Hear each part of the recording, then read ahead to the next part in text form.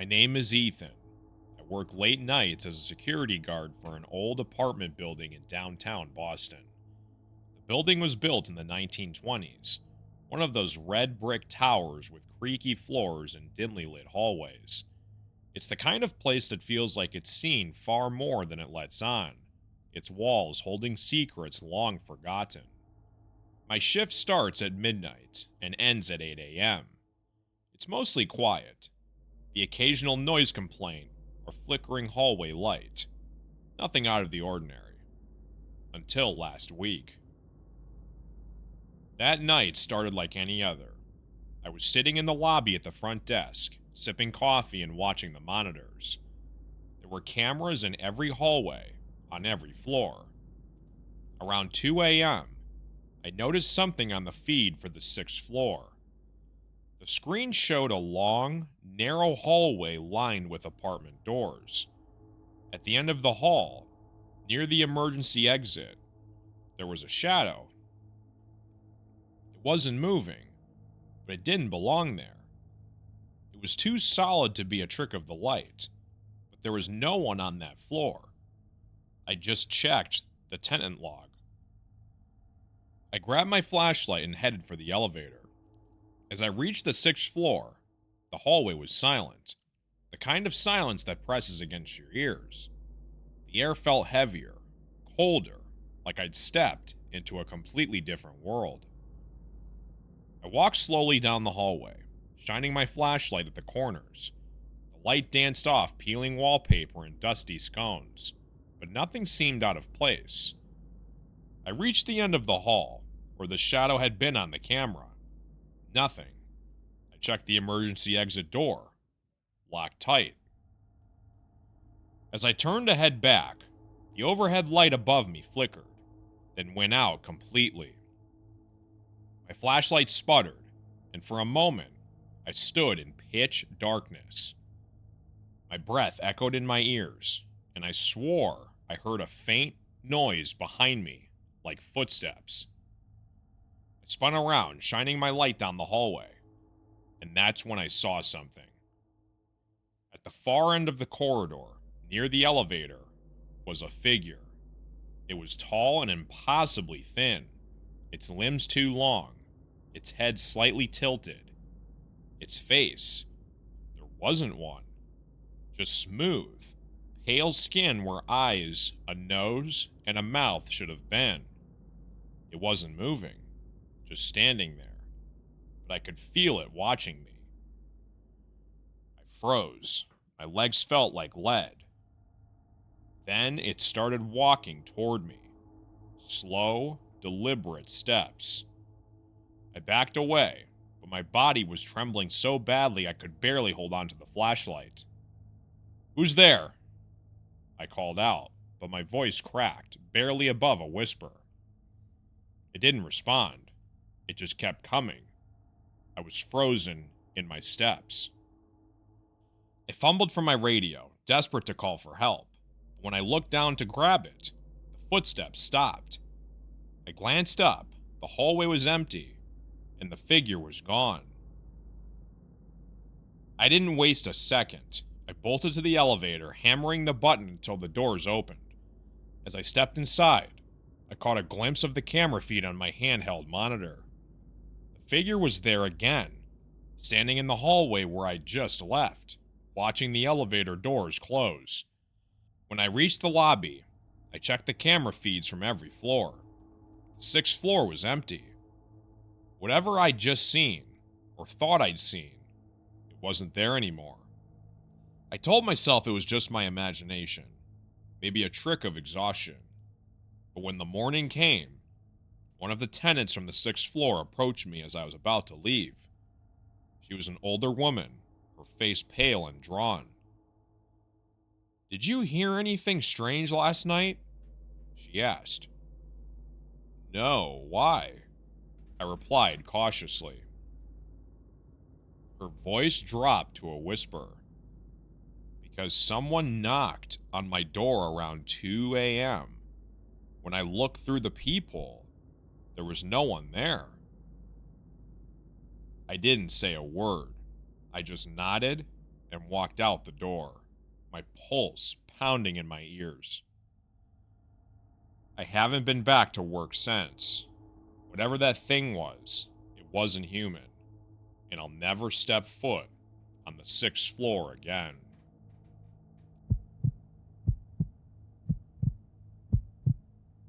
My name is Sarah. I live alone in a small, one-bedroom apartment on the 3rd floor of a complex in Chicago. It's a decent place, nothing fancy, but it has a view of the building across the street. At night, I can see into one of the other neighbors' windows. Not intentionally, of course, but you can't help it when the lights are on and the blinds are up. I usually keep my curtains closed, but a few nights ago, something strange happened. It was around midnight, and I was lying on the couch scrolling on my phone. My curtains were slightly open, just enough for me to glance out at the building across the way. And that's when I noticed it.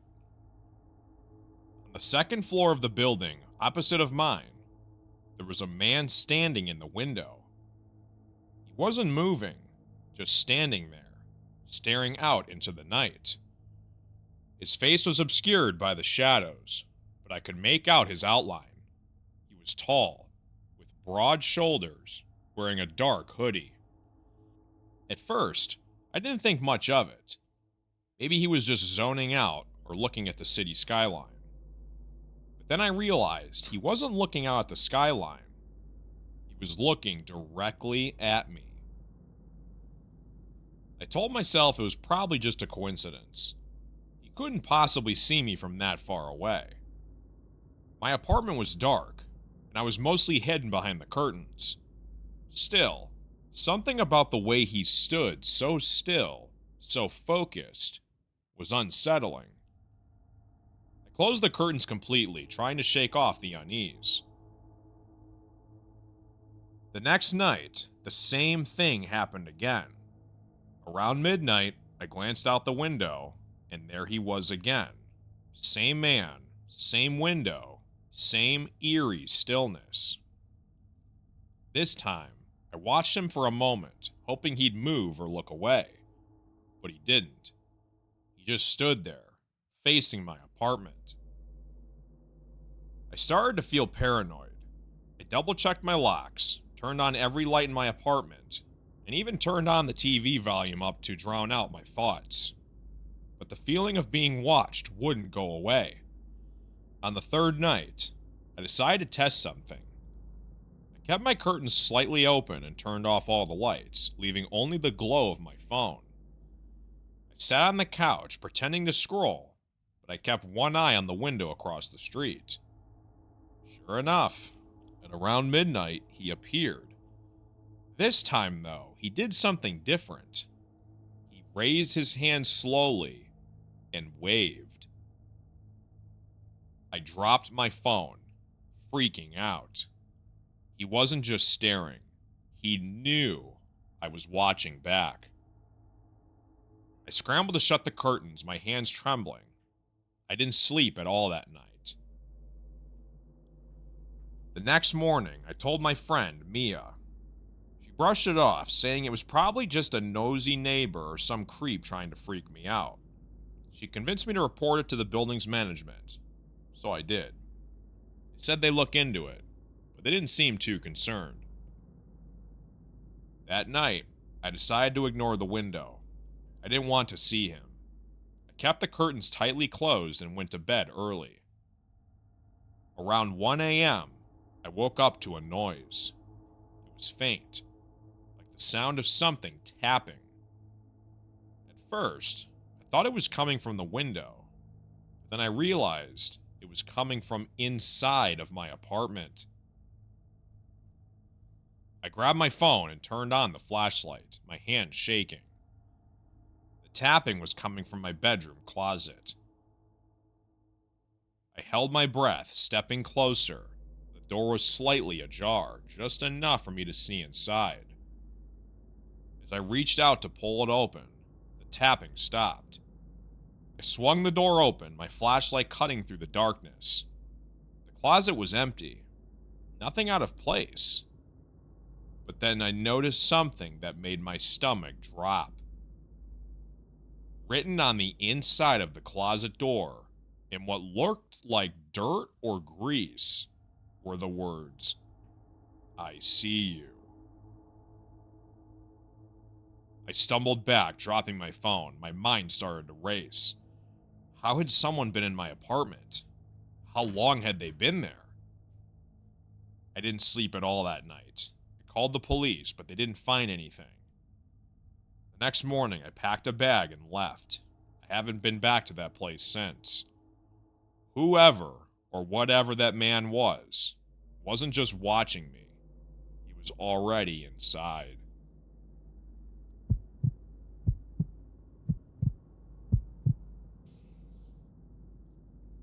My name is Daniel, and I'm a detective in a quiet, middle-class suburb in Ohio. Our town doesn't see much crime, just the occasional break-in or a bar fight. But last year, I was called to investigate a missing person case that still haunts me to this day.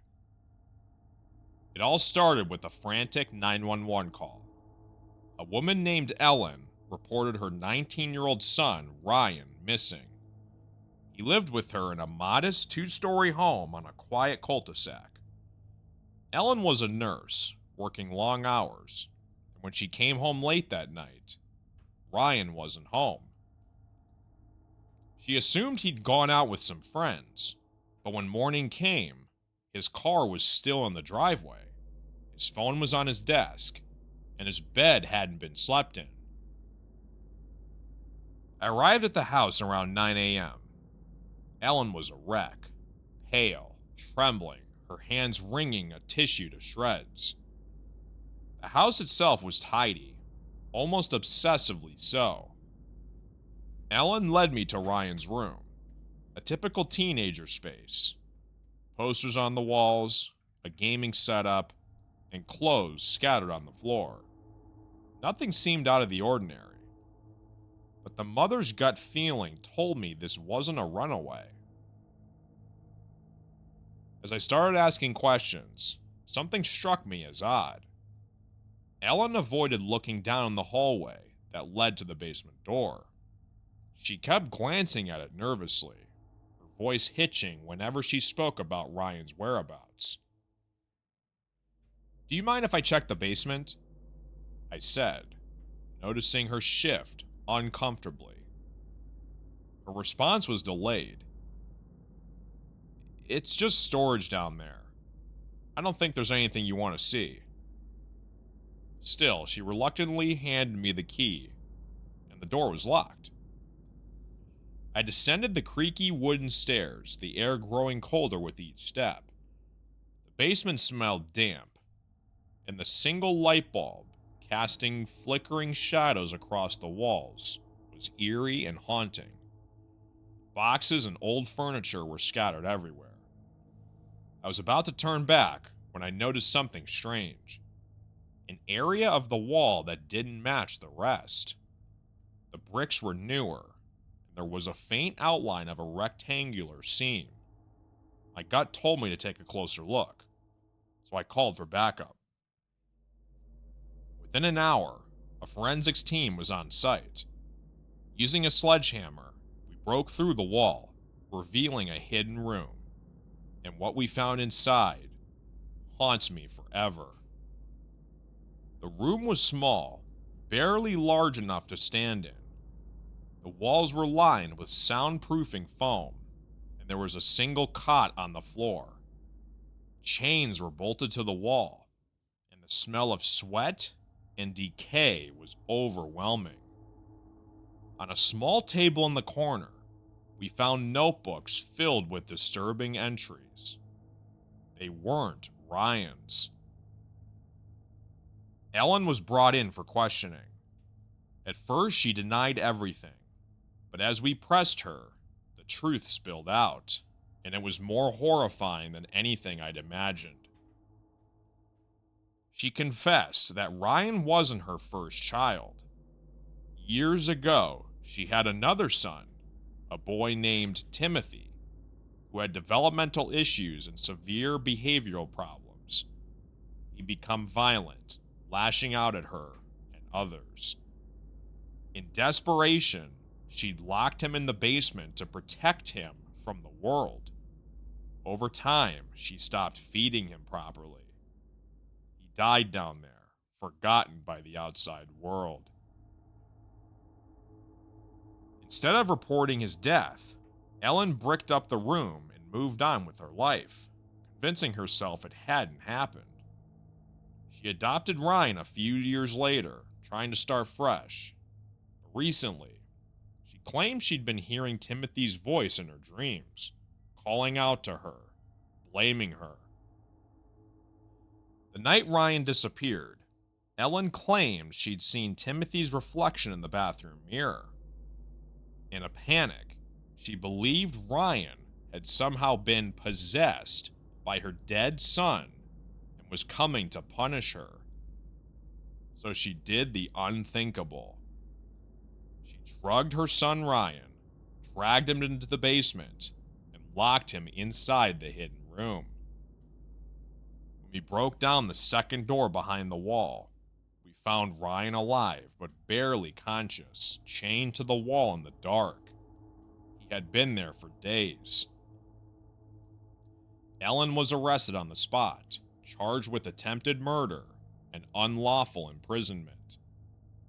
Ryan was rushed to the hospital and survived, but he refuses to speak about what happened in that house. He's since moved out of state to live with extended family. I still think about that case.